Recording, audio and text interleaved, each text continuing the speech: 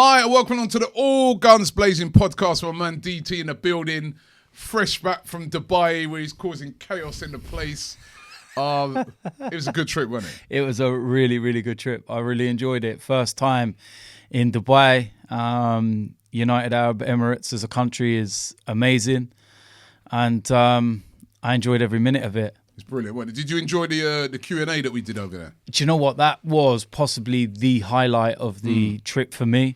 Organised 24 hours before the event, literally just word of mouth, put a few tweets out, put a couple of Instagram stories out to say, listen, if you're in Dubai, you're an Arsenal fan or a football fan in general, come along, free entry, penthouse, £5 Jumeirah, boom. It's brilliant. It's You brilliant. know What what I a mean? setting for it. I mean, Amazing. the setting for it, the £5 Jumeirah, beautiful hotel. The Arsenal team were there the night before, partying up. And like DT said, only a couple of days' notice. You can still watch the video. The video is on, it's quite a long video, but, take your time and watch that. That is on AFTV. And it was brilliant. There was a fan that flew in for the Q&A all the way from Pakistan. I know. There was the brilliant guys from the Syrian Arsenal Supporters Club. Arsenal Supporters Do you know what Club. I've noticed about They that were as well? Brilliant. Is that the guys from Syria have been through some of the most unbelievable situations in their life with the war and everything else. But yet what causes them the most anguish is still Arsenal. And that's what they were saying. That the biggest dramas in their life are Arsenal still. Do you know what, right? In this whole, me and you, before we came on, we were talking about the Brexit thing and stuff like that. And all this Brexit and you see things like in America, how the country's divided, this country's divided. The one thing that brings people together, right, is football. You know what I mean? You sat in that room, there's Christians, there's Muslims, there's black, there's white, there's Asian, there's people from Syria, and the one thing we're all interested in and we're all talking about, and the reason why we're all there is because of Arsenal. I think it's amazing. Football can do amazing things. Football should probably do more in bringing people together because, as I said, it's the one thing that brings us and unites us. It's football. You know what? I've spoken openly about this. Before AFTV, I was very much one of these people that didn't really understand foreign fans. I come from an old school family. My old man's been going since the 40s. I've been going since the 80s. And you're on that mindset of, unless you go to games and unless you're from, the area and you understand, you don't get the football club. And then obviously I started doing AFTV. We started traveling around the world and we've been to places like Singapore, to Sweden, Ukraine, and all these, and Dubai now, and all these amazing places where you would never normally go. And you meet these supporters, and we've met Iraqi supporters club, Dubai supporters club, Pakistani, Indian, all these Chinese, America, all these far reach places where you think, what do you really know? You're not an Arsenal fan. But I sit down with some of these people and I talk to these people. Their passion for the club is just the same. The way they glow, the way that they speak about the club, the enthusiasm, the optimism, the joy, the pain, every bit of it. The times they have to watch games. And it is. One thing, right? One thing I learned the other day when I was in Dubai, which I really clocked this before, I really thought about this before, is that if it's like a Muslim country, for instance, on their weekend is Friday and Saturday. So Friday and Saturday. So Sunday's a normal day. That's like our Monday. Back to work, So when all these games have been played on Sundays, they're at work. 4:00 kickoff and that and stuff like that. For us, we're off. It's a day off work. Most people are at home. They're actually at work. Yeah, they're actually at work. They got, or if that game, if they're able to watch it, they got to watch it some mad hours at night. Then go to work a couple hours after. You know what I mean? It's crazy. It's insane. And they really is. Watch everything, and they, like you said, their knowledge is brilliant, and they are just as much Arsenal fans as we are. Yeah. The only difference between us and them We're lucky enough. We to are live around lucky the corner. enough to live near to the ground that we can go and watch Yeah. games. They live thousands of miles away. They can't. And that is the only difference between us and them. Yeah. It's not knowledge. It's not anything else. Not passion. It's nothing else apart from that. Some of their knowledge is insane. And and I've said this before. Fans abroad get to watch more Arsenal than fans in England, because unless you're lucky enough, like say me and you, where we get to go to every single game, You can't watch an Arsenal everyone. fan in this country will not be able to watch every single Arsenal game unless it's televised. And we know that in this country, not every Premier League game is televised. Yeah. They only pick a few every week. Most Arsenal fans in this country have to watch highlights of Arsenal. Fans abroad can watch the whole game live every single week. Mad, isn't it? Live, Arsenal. mad. So they know they see Yeah. every incident. They see every minute of that game. Whereas if it's, what was our last game? Not United game, but it was the game just before that. That weren't televised, was it? Right? So, yeah, it was you wouldn't have the been able midweek to watch one. it. I know what you're saying. Yeah. The experience for me, the weird thing, and I tweeted about this the other day, and I don't like getting political, and I don't want to go down that road of talking about it too much, because no one's ever going to agree on you. Political, religion, all this kind of stuff. But obviously, with everything that's gone on recently, with the attacks in New Zealand and everything else and stuff like that, and there's always been this big thing about Muslims and stuff like that. Something happened in that game in Dubai that I've never experienced in my life before, which was the prayers at half time. Yeah. Because of the time. Now, I was in the VIP section, right? And I know he's got a grin That on you his- weren't supposed to be in. All right, yeah, listen, Right. I wasn't supposed you to weren't be. supposed to right. be in. I wasn't supposed to be in the VIP. What happened is that I was next Yeah. to the VIP. Then one of the VIPs come and spoke to me, Yeah, okay. loves my videos, and got me in the VIP. You didn't sneak in. So, no, I did sneak in. I was there, front row, in my nice cushy seats. They were like cinema seats. You had little holders for your drink and everything. I was loving life. But we got to half time and they said to me, listen, in they got like the conference room where you go into, and all the food was laid on for food and soft drinks and everything else. And also there was prayers. And I turned around and I said to him, look, obviously I know and I've seen about prayers, and something that a lot of people may not know is that Mo, who people know that I actually don't get on with, right, was stranded at Sunderland one game, and I gave him a lift home. And during the lift home, he had to pray in the back of my car. And I was respectful, turned my music off, allowed him to do what he had to do. But I've never understood it. And I said to him, do you mind if I go and watch like the prayers and stuff? Would it be offensive? And they said, no, it's fine. And I just wanted to kind of see for myself and gauge and sort of, what was going on. And they're just human beings like the rest of us. Yeah, listen, and man, it's just different do you know religions. you know the other thing as well, right? There's a mosque right next to the ground. Yeah.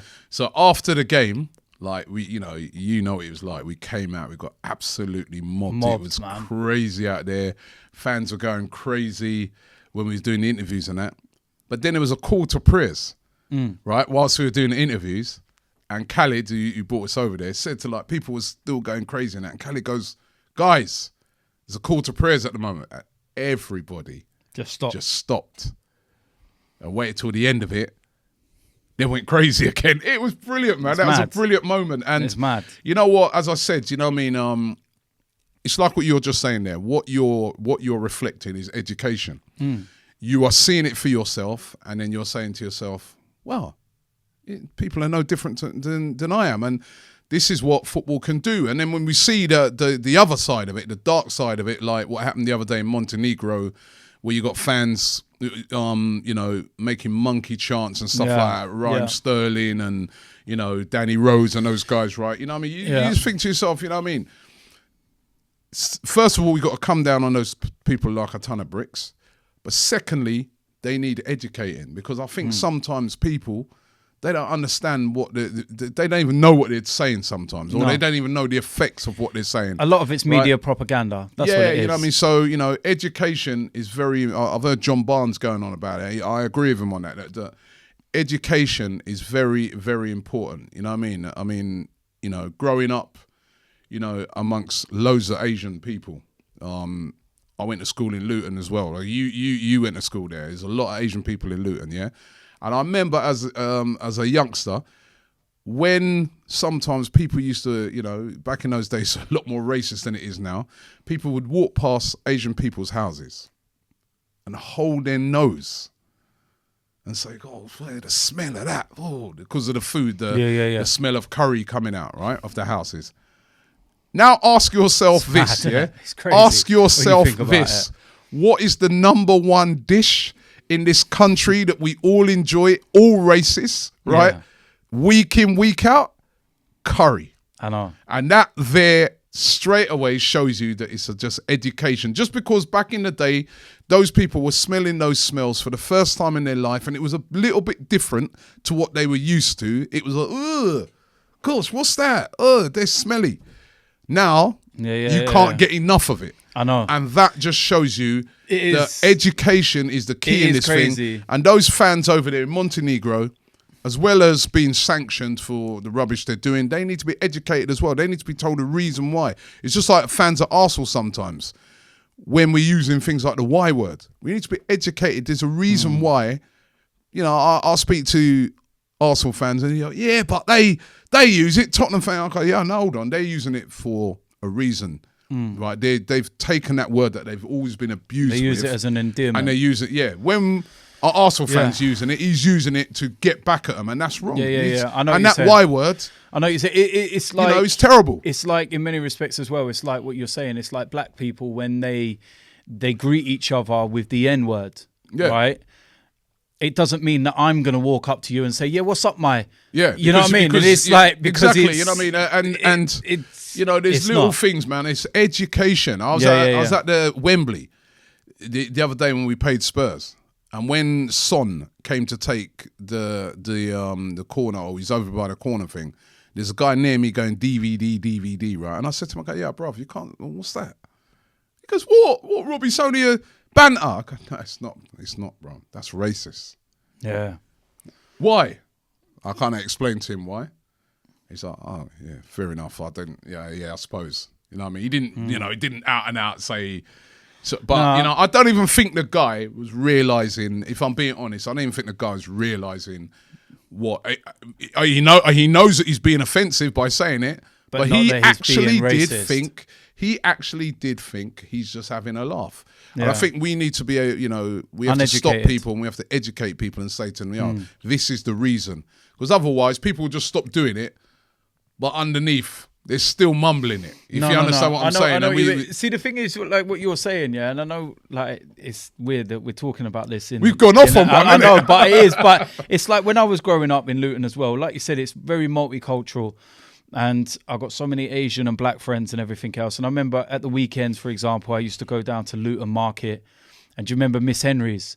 Yeah. And used to do all the curry patties and everything else. And those kind of things, I loved that because I wanted to experience, not saying that my mum's cooking was bad because my mum was a sick cook, but I like trying new things. I like trying jerk chicken and curry goat and curry patties. And I liked going to my mate Akil's house and his mum would have all the curries and the spices, and it was just crazy, man. And it's just like, I love it, man. It's education. It is, just educate yourself like a bit. You said, every time we go abroad to all these different places, man, it's like an education. You look at these fans and you just say, wow, you know what I mean? It's brilliant. And you're one of us and we're with you, and it's brilliant. It's brilliant. It's what football's all about. Also what football's about is winning, right? Now, Arsenal, top 4, it's on. It's going to be really, really tough. Wait, top 3. Listen, top 4. I think, and when we spoke to Lacazette over there in Dubai, he said... That was so gutted. I know, you weren't there. I'm so gutted. I am so gutted. I'm not going to lie. I said this to Robbie and Troops, right? I sat down and had this conversation with him, right? And I said that when I saw that they met Lacazette literally hours before I'd landed, yeah, there was a part of me that was looking at them thinking, you pricks, I hate you. I detest both of you. But there was another half that was pure love. Like, oh man, how amazing. Such a good guy. Yeah. You know what? A real one. He went up in my... he was already up there. he went up even higher. Great guy, made loads of time for us. And one thing he said is, he goes, we're aiming for the 3rd place. Yeah. And I like that, because if you aim, aim high. Don't aim for 4th, aim for 3rd. Yeah. If you get 4th, I think he understands as well what it means to get above them and finish in that top 3. But the players... It's going to be tough. The players look right. The players look good. The ones that I see in Dubai as well. I was talking to Rob Holding after the game. I was speaking to Rob Holding about his injury and stuff, and he was telling me that everything's going ahead of schedule, feeling good, feeling right. And I thought that was a good move as well by Unai Emery to take Welbeck, Bellerin and Rob Holding out to Dubai. Yeah. No chance of playing or anything, but let's keep your rehabilitation going. Instead of sticking you in Colney for 4 or 5 days and you're looking at 4 walls and it's horrible, let's get you out to Dubai. Let's get you in a bit of sunshine. You go and meet some of the fans. I thought that was a smart move, really smart move. Just before I get into the Newcastle thing here, Welbeck, obviously his contract's going to come to an end. Yep. Would you give him another year? Would you say, you know what, you've missed a year, we're going to give you 1 year if you want it? I'd give him a year. So would I. But only a year. I think that now he's injured, you can see just how key he is as an impact player. Danny Welbeck, for me, will never be a starting 11. He will never be that Obar Laka type player. But as an impact player, he's absolutely perfect. And if you give him a year, he can work his way back as well. Well, yeah, and then he could maybe change our minds to say, here's a bigger contract. Or he could work himself to fitness to the point where another club will go, yeah, we'll give you a contract. Because, don't get me wrong, I do think there will be clubs interested in Danny Welbeck. But there will also be some that probably... not too sure, because he's just had a broken foot, ankle, whatever it was. You don't know how he's going to come back. 2 ACLs. Yeah. And those are all in his time at Arsenal. And So his game is based a lot off of speed and pace and power. being explosive. So will he lose that? Yeah, but looking at him in Dubai, he was kicking a ball. Yeah, I'd love Arsenal to give him another year, but let's see what happens with that one. But anyway, Newcastle at home Monday. Yes.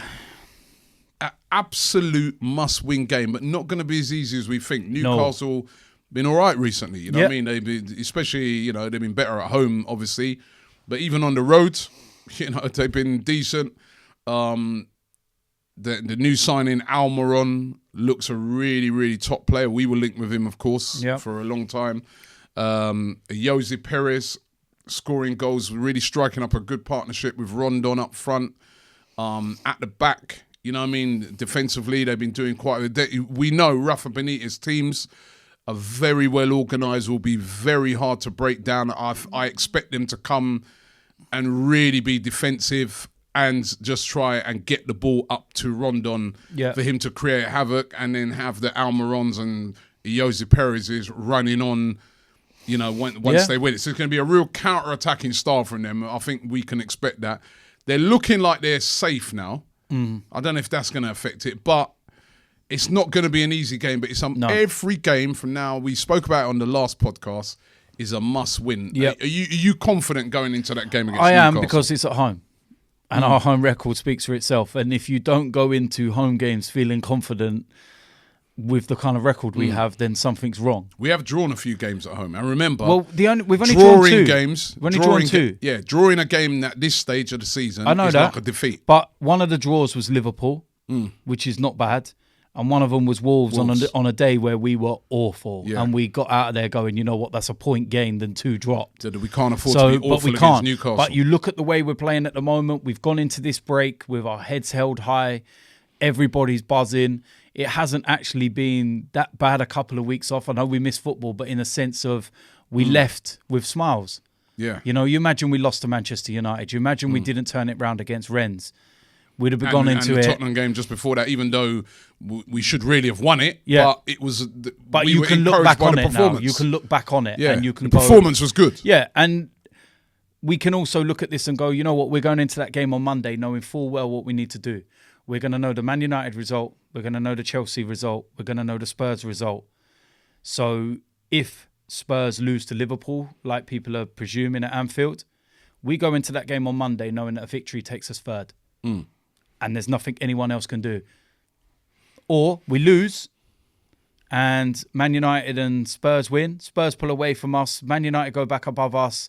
We then get pulled down towards 6th place. And then the pressure's back on. Exactly. Because the pressure's back on because the next game, Everton away, difficult, the away form. Yeah. Then we've got to play Napoli, then Watford away. Yeah. So this is vital. 3 points. It is a vital game. And Newcastle, as I said, they will know that. And Rafa Benitez, the one thing he's always been good at is setting up teams that are very, very difficult to beat. Yeah. And it'll be no different in this game. No, it will be, and it'll be a tough game. It will be a tough game. But our home record against Newcastle is predominantly really good as well. So that's a sign for encouragement as well. I'm thinking of the team selection. I think. Do you go a very attacking team? Yeah. In light of what I was just saying? Because we're at home. Yeah. We're at home. We don't need to be defensive. Would you be looking to do similar things like what he did against Manchester United, where he goes with Lacazette and Aubameyang from the start? Yeah, go with them. Torreira suspended. Yeah, remember that. So I go with Mkhitaryan's back in the frame now. Mkhitaryan's there. Ramsey's fit. Ozil's done enough over the last few games to justify starting. Denis Suarez is apparently ready to start games now. This is what Unai Emery said. And in some of his cameo performances, most notably the Man United one, he looked really, really sharp. Defensively? Iwobi as well. Yep. Defensively, we got what we got. And we kind of just have to make do with Koscielny, it. though, has been playing really, he has really been. well. Koscielny, Socrates. You know? Yeah. Koscielny, Socrates. Maitland-Niles are going at right back. Leno in goal. And then you've got to decide based on what formation you play. If you play a 3... or whether you play a 4. If you play a flat 4, then I feel that you're going to have to play Nacho Monreal in the left back position because defensively he's better than Kolasinac. And there's another one. Kolasinac, he's pushing for a role on that left-hand side because of how many assists he's got, how dangerous he is getting forward. Yeah. When was the last time we went in towards the end of March, actually, start of April, going, blimey, we don't know what our starting 11 is. We've got so many players. You know what? That's perfect for the running and the amount of games we've got coming up. That there's a lot of players that are hitting a bit of form and they're fit. Mkhitaryan, I think, could be a very important player from now till the end of the season if we keep him fit because he just looks on form. I think he scored the other day whilst he was away for Armenia. You know what I mean? He looks like he's still even when he came on against Rennes. Yeah. You look at that game as well, and he looks sharp. The only reason why he was missing the Rennes game was because he was he had a little injury and missed the Man United game, and then Emery basically said, "You know what? They done so well against Man United. I'm not changing it." And you look at Mkhitaryan and that, and he obviously would have been sat there with Iwobi going, "I feel a little bit hard done by missing this game. All right, when I come on, I've got to do something." And both Iwobi and Mkhitaryan in the 20-minute cameos against Rennes. We're basically saying to Emery, we're knocking on the door again. Plus excellent players to bring on if you've got tiring defences. Exactly. And, then that midfield. Now, would you play Ramsey and Ozil? Yeah. Yep. So I would, given the fact as well that Torreira's suspended, so that takes one of the options away. You could bring in a Guendouzi. You could do, but I feel the rest has possibly done him good in recent times. He's still a kid, remember that. He's still 19 and he's played a lot of football, more football than we probably expected to see from him. So I think the rest might have done him good. Everything's it's just good at the moment. Don't go and ruin it.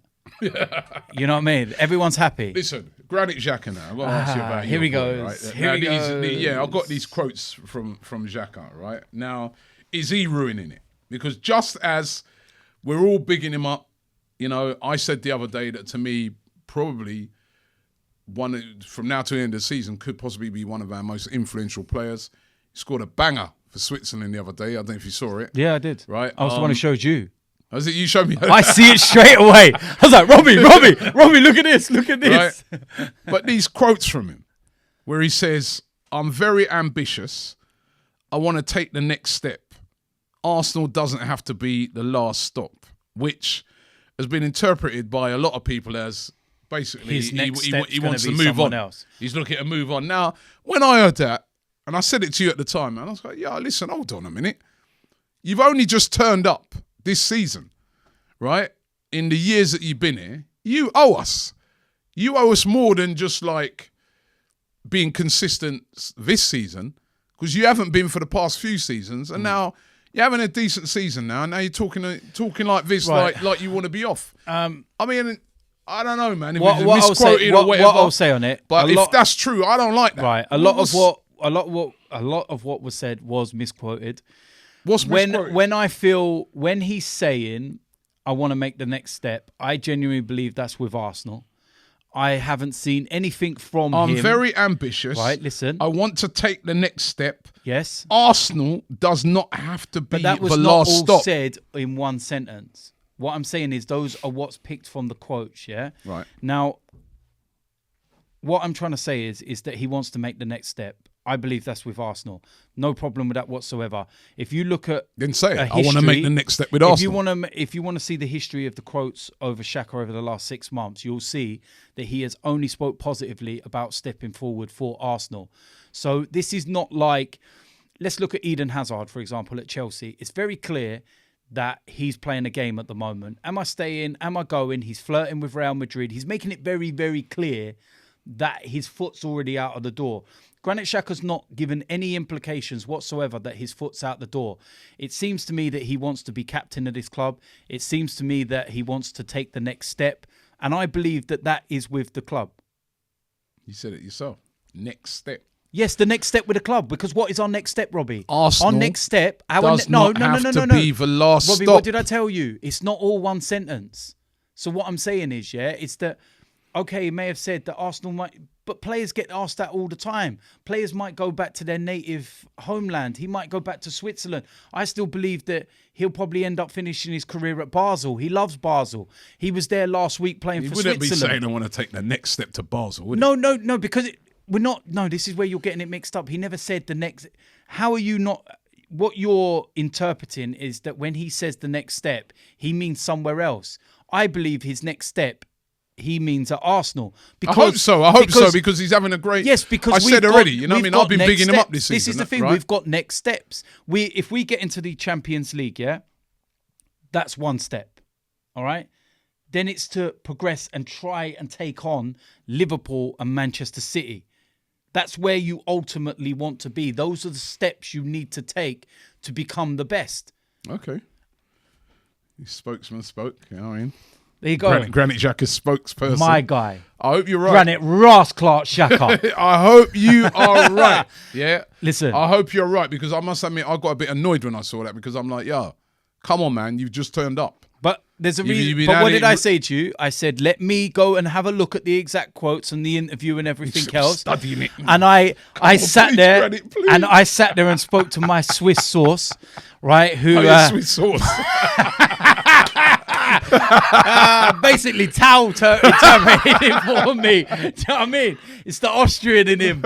He's just like, he interpreted it. Talking of Austrian, what do you make of the links to Alaba? David Alaba. Yeah, David Alaba You know plays for what? Bayern Munich.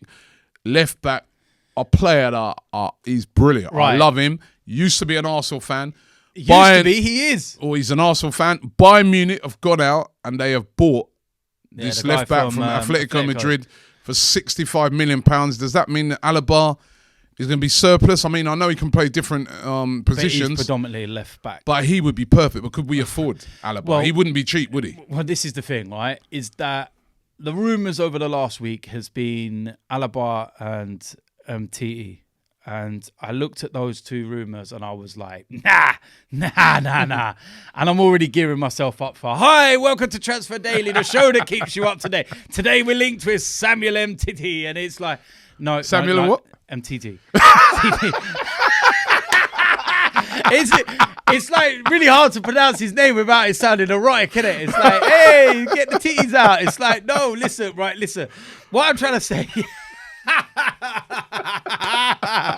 My God. But what I'm trying, right, Samuel, yeah, right? Lackers, mate. But what I'm saying is, my God almighty. Lily, Listen, it's not as bad as you. You think that Dubai is a country. You spent all week calling Dubai a country. Don't talk to me about pronunciation. Listen. Only you. Right, listen. You caught me right off track now. But what I mean is, right, is those two, Samuel and David, right? Them, right? I put a tweet out the other day and I said, if Arsenal sign both of these players, both, not one or the other, both, I'll go to the first game of the season at the Emirates in a full kit. Shin pads, boots, the lot. I'll do my interview, everything, because it ain't going to happen. Yeah. Because we're Arsenal. We're not Man City. If I supported Man City, then I'd go, oh, you know what? We got a chance. Out of the two of them, you can only have one. Who would you have? Wow. Wow. That's a question. Because, Samuel's 25. David's World Cup winner. 26. I feel that there's other left backs that we could go for, but in the central defensive area, how many truly world-class centre backs are there? And if he was available, I'd have to go for him and TT. I think I'll go Alaba, Really? Yeah, I think Alaba is different gravy, man. He is a I think both of them are. top player. Both of them are. Who would make a huge difference to our team. I know MTT, he's good. He's very, very good. I'm still not... Even you was a little nervous in pronouncing his surname then. I noticed that. I'm still not 100% sure if he's what we need. Oh, I think he is. I think he's a top... I don't know. I still... My ideal centre-half is like a leader as well as just being a good centre-half. You know what I mean? He is that. I'm not sure if he's good, and I would welcome him with open arms. But if you had to say one of those two, for me, it's Alaba all day long. I'm very surprised that Bayern even... I suppose he's been at Bayern for a very long time. 9 years. Yeah, 9 years. He joined but in 2011. he's quality. Even when he can play multiple positions. When he plays for Austria, he's a standout player. He's brilliant. Yeah. He's world class, utterly world class. Yeah. And would improve. And if he's an Arsenal fan, he's going to improve this team, and he would be brilliant. But he made his debut with Austria at 17 years old. He's still the youngest ever player to be capped for. And he's Austria. strong. I actually thought he was about 31 or 32 because he's been around that long, but he's 26. And Bayern are not going to go and spend £80 million on a left back and put him on the bench. I wonder how much they'd want for him. I'd say probably around about the £60 million mark, 50, 60. He's top quality. He'd be a lot of money. Where we going to spend that? Both of them are world-class players. Yeah. My only difference is that if you said to me... MTT's, World Cup winner. Exactly. So. Lacazette's best mate. Yeah. He scored for France the other night. And did you see the celebration that he did when he scored for France? He done the Lacazette walk. Yeah. So even still, it's that camaraderie, which again I love at Arsenal at the moment. Yeah. You know what I mean? There's a lot of spirit at the club at the moment. Yeah. Yeah, they'd be great signings, but as you said, we're going to have to wait until... We're Arsenal. We're going to end up with another Igor Stepanovs. Hi, welcome along to... And we've just signed another Igor Stepanovs. And it's like, oh, no. But I just feel that there's other left-back positions where we could look at. Obviously, you've got Chilwell. I know he's going to cost a lot of money. And if you had to choose between Chilwell and Alaba, it's only one person. I still like Tierney at Celtic, but I'm hearing as well Ryan from Sessegnon at Fulham. Yeah, I feel that he's dipped this year though. Yeah, but whether he struggles with the Premier League, and we want someone ready now. You know what I mean? I don't want all of this.